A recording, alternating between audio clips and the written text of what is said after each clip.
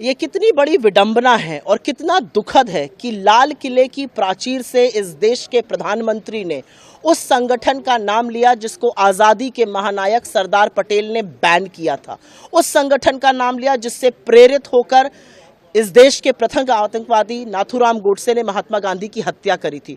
उस संगठन का नाम लिया जिसने 53 साल तक तिरंगे का बहिष्कार किया था। उस संगठन का नाम लिया जिसने बाबा साहब की तस्वीरें जलाई थी, जिसने बाबा साहब को बड़ा बुरा कहा था।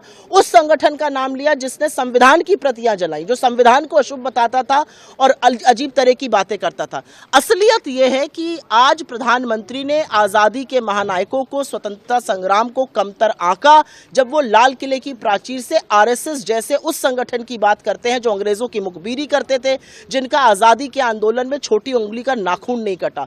हमारे महानायकों ने अपना जीवन बलिदान किया है, अपनी जवानी जेलों में काटी है, फांसी के फंदे पर झूले।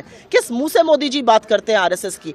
और जिनकी आपने नाम लिया श्यामा प्रसाद मुखर्जी जी, उन्होंने बाबा साहब के लिए और संविधान के लिए क्या कहा था वो इतिहास में दर्ज है। उन्होंने बाबा साहब के संविधान को इतना भला बुरा कहा था, बाबा साहब को कहा था।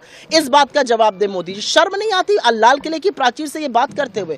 मुझे लगता है कि 75 साल के मोदी जी शायद इस साल होने वाले हैं। मैं उनकी दीर्घायु की कामना करती हूं, लेकिन उम्र का तकाजा है या याददाश्त में कमी है या ज्ञान में कमी, मुझे नहीं पता। शायद उनको नहीं पता है कि चंडीगढ़ में 1983 में पहला सेमीकंडक्टर कॉम्प्लेक्स बना था। आप असेंबली करके खुश मत होइए। असलियत यह है कि इस देश की इकोनॉमी का भट्टा आपने बैठाया है, लोगों के, युवाओं के भविष्य पर प्रश्न चिन्ह आपने लगाया है।